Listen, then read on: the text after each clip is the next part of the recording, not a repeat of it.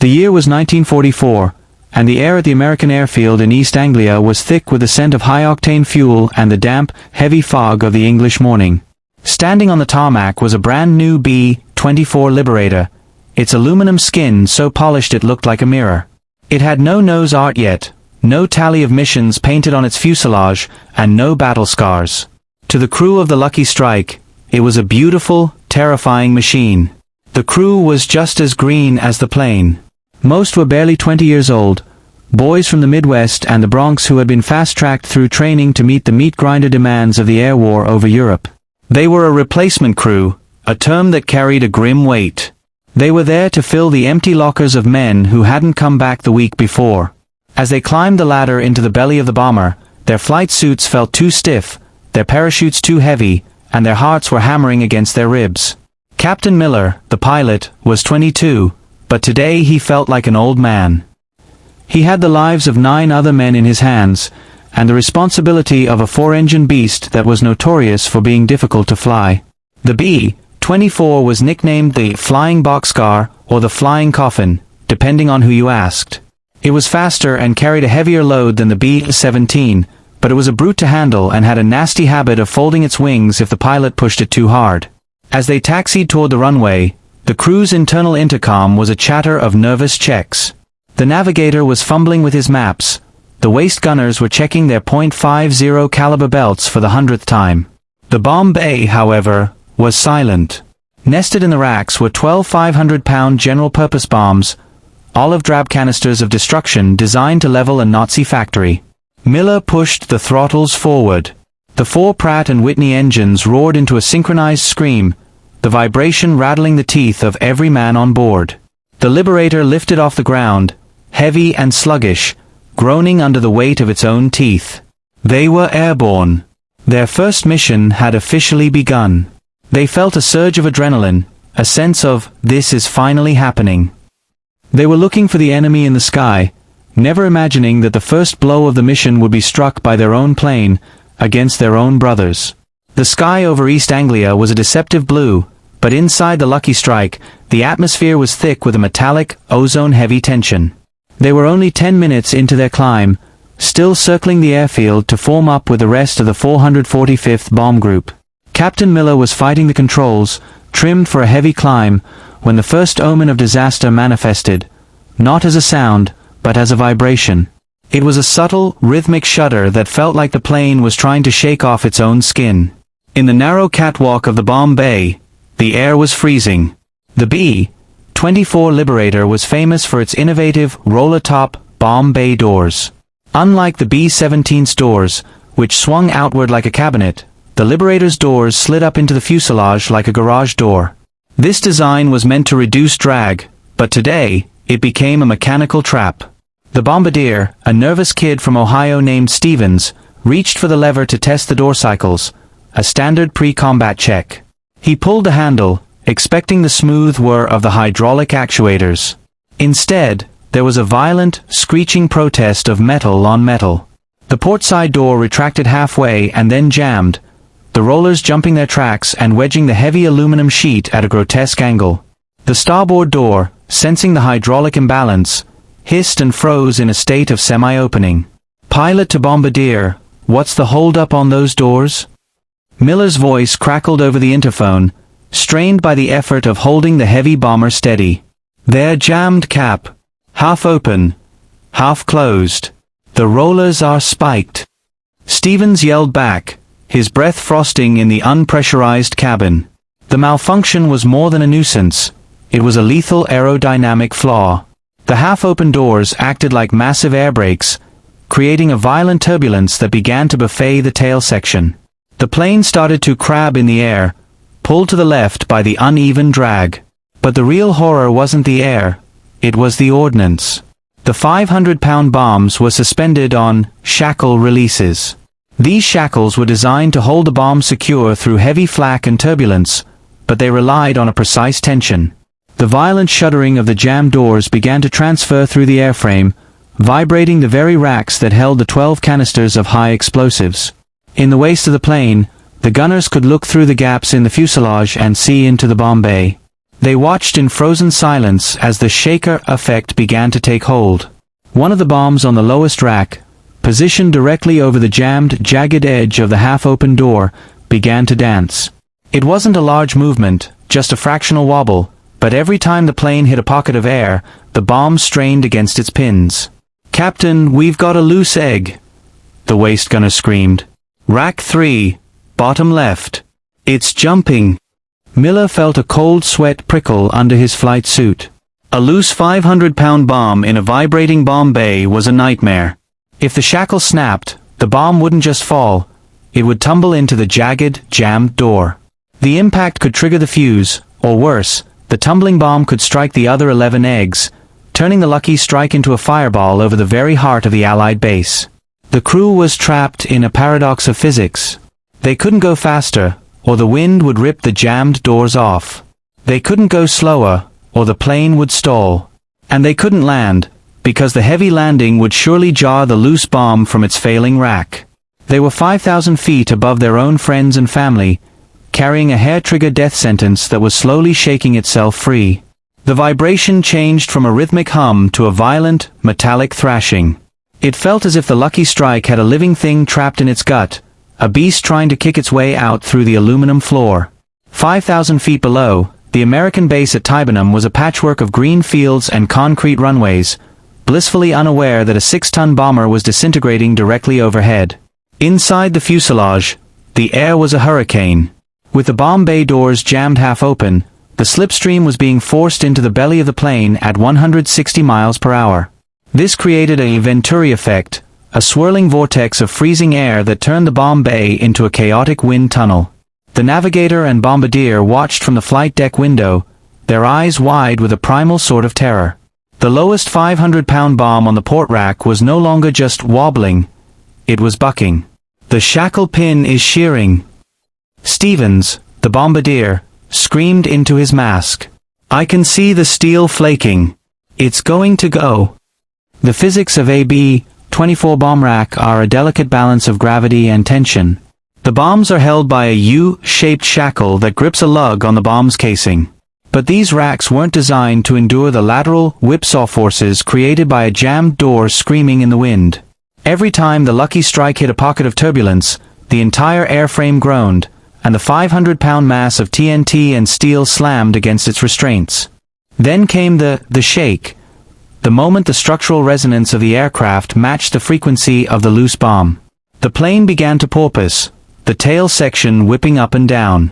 In the back, the waist gunners braced themselves, watching as the safety wire on the bomb's nose fuse began to unravel.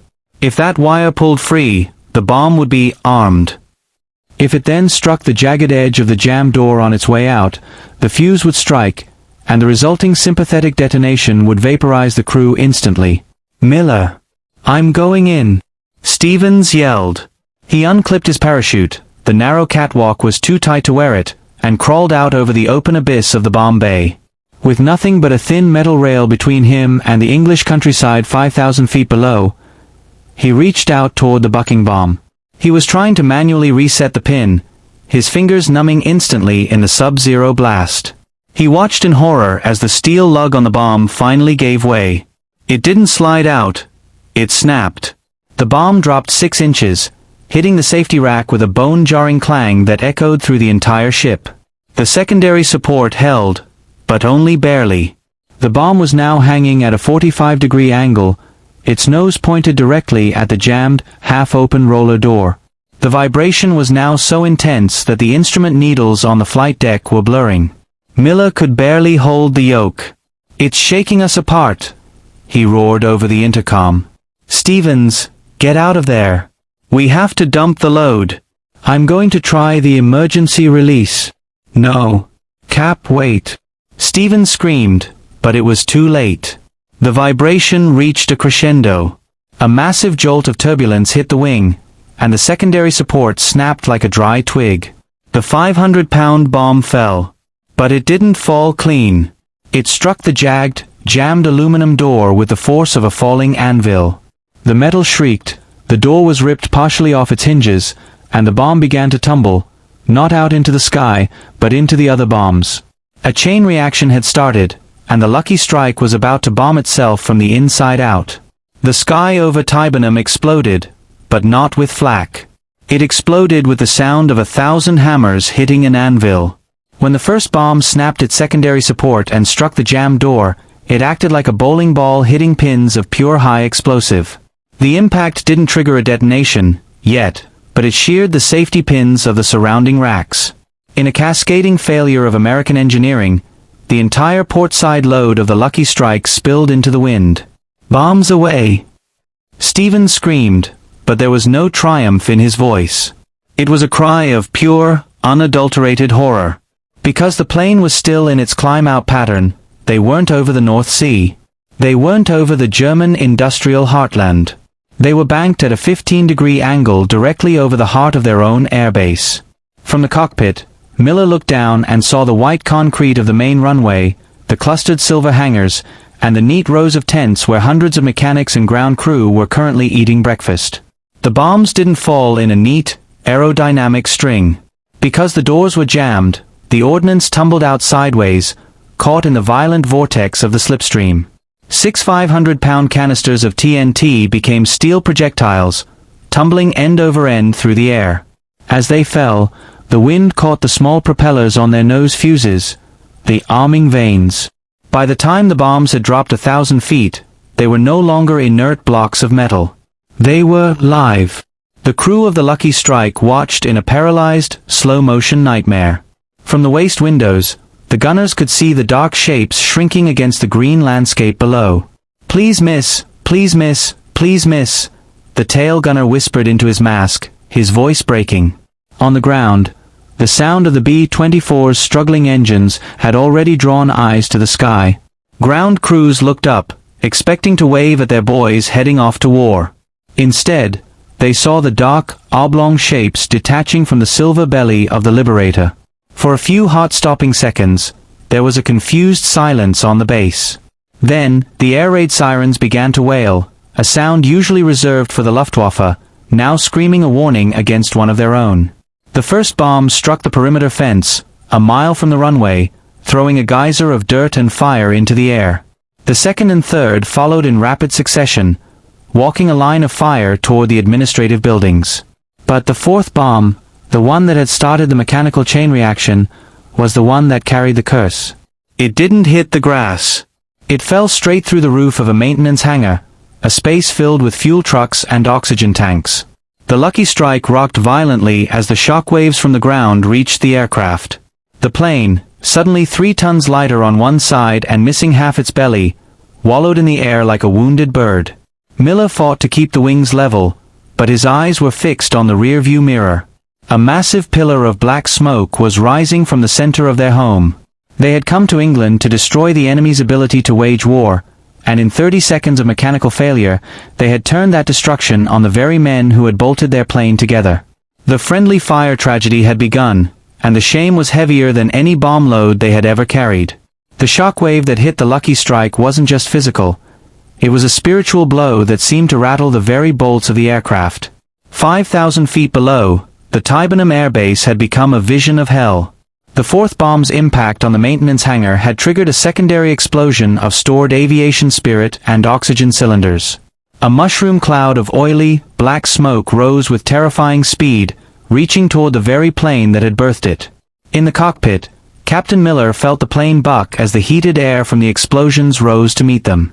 The aircraft was a mess. The jammed bomb bay door had been partially ripped away by the falling ordnance, leaving a jagged metal beard hanging into the slipstream that made the plane scream like a banshee. But Miller wasn't looking at his instruments. He was staring at the inferno below. "Report," Miller barked, his voice cracking. "Someone tell me where they hit." The tail gunner, tucked into his glass bubble, had the best view of the carnage. His voice came over the intercom, thin and trembling. "The hangar. It's gone, Cap Hangar 3. And the motor pool. I see men running. God, I see them dragging people away from the fire." The tragedy of friendly fire is a unique brand of horror. When an enemy hits you, there is anger and a will to fight back. When you hit your own, there is only a hollow, paralyzing guilt. On the ground, the lucky strike had become the cursed strike. The base hospital was instantly overwhelmed. Ground crews who had been waving goodbye minutes prior were now being incinerated by the very bombs they had polished and loaded. The toll was grim. 3 mechanics, a clerk, and 2 fuel truck drivers were killed instantly. Dozens more were scorched by the flash fire of the hangar explosion. The base's primary repair facility, the heart of the 445th's operational capability, was a skeleton of twisted steel. Millions of dollars in equipment, spare engines, and specialized tools were vaporized. Inside the plane, the silence was absolute. Save for the roar of the wind through the gash in the floor. The crew didn't talk about the mission anymore. There was no target, Germany. They were a crew of killers who had murdered their own. Stevens, the bombardier, sat on the flight deck floor, his head in his hands. He was the one who pulled the lever. He was the one who saw the jam. In his mind, those 6 deaths were written in his own handwriting. Miller knew he had to land. The plane was aerodynamically unstable, and the remaining 6 bombs were still hung up on the starboard side, their shackles potentially weakened by the same vibrations that had caused the first disaster. But how do you go back? How do you fly a smoking, broken bomber back to the runway you just decimated? How do you look the survivors in the eye when you're the one who dropped the fire? Listen up, Miller finally said, his voice dropping into a low, hard tone. We can't change what just happened. But if we don't bring this bird down steady, we're going to drop the rest of these eggs on the hospital or the barracks. Everyone, eyes on your stations. We are bringing this nightmare home, and we are going to own it. They turned back toward the smoke, landing a crippled B-24 on a runway lined with fire trucks and ambulances. As the tires chirped on the concrete, the crew felt the weight of the world settle onto their shoulders. They had survived their maiden flight, but the lucky strike had died. They were no longer the replacement crew. They were the men who bombed themselves. The silence in the debarkation hut was heavier than the mission itself. Usually, crews returning from their first flight were met with coffee, cigarettes, and backslaps. But for the crew of the Lucky Strike, there was only the cold, sharp gaze of the military police and the sound of distant sirens still wailing across the airfield. They sat in their sweat-soaked flight suits, staring at the floor, while the smell of the smoke from Hangar 3 drifted through the vents. The investigation was swift. It concluded that a catastrophic failure of the roller track assembly, a known but rare manufacturing defect, was to blame. The crew was cleared of criminal negligence, but in the court of the barracks, the verdict was different. They were the base busters. They were the jinx. For weeks, other crews would fall silent when Miller or Stevens entered the mess hall. The shame was a physical weight, a phantom limb that followed them every time they looked at the blackened scar on the earth where Hangar 3 once stood. Most crews would have been broken. Most pilots would have requested a transfer. But Captain Miller did something different. He went to the group commander and made a single request: give us the oldest, most beat-up bird on the line, and put us on the roster for every high-risk mission for the next month. They were assigned a B-24 named Old Relic, a plane that had seen 100 missions and leaked oil like a wounded animal. They became the redemption hunters. While other crews prayed for milk runs, easy missions, Miller's crew volunteered for the lead position, the most dangerous spot in the formation, where the flak was thickest and the German fighters concentrated their fire. Their second chance came over the flak-choked skies of Magdeburg. A mid-air collision had scattered the formation, and a lone B-24 from another group was lagging behind, its engine smoking, being circled by 3 Focke-Wulf 190s like sharks around a carcass. Without hesitation, Miller broke formation. He dove the Old Relic between the predators and the prey, exposing his own belly to the German cannons. Stevens, the bombardier who had once watched his own base burn, now hovered over his Norden bomb site with a clinical, icy precision. He didn't just dump the load this time. He waited until the crosshairs were dead on the synthetic oil plant below, despite the flak bursts rocking the nose of the plane. "Bombs away," he whispered. This time, the doors slid perfectly. This time, the eggs fell true. They brought the Old Relic home with over 200 holes in the fuselage. The tail gunner had been wounded, and one engine was a dead weight of cold iron. But as they taxied past the rebuilt Hangar 3, the ground crews didn't turn away. A mechanic, one who had survived the Lucky Strike disaster, stepped out and gave them a slow, crisp salute. They had spent months trying to outrun the fire they started at home. They realized they could never erase the tragedy, but they could balance the scales. The bomber that bombed itself became the most decorated crew in the 445th. They learned that a maiden flight doesn't define a crew. It's the way you fly when the world expects you to fail.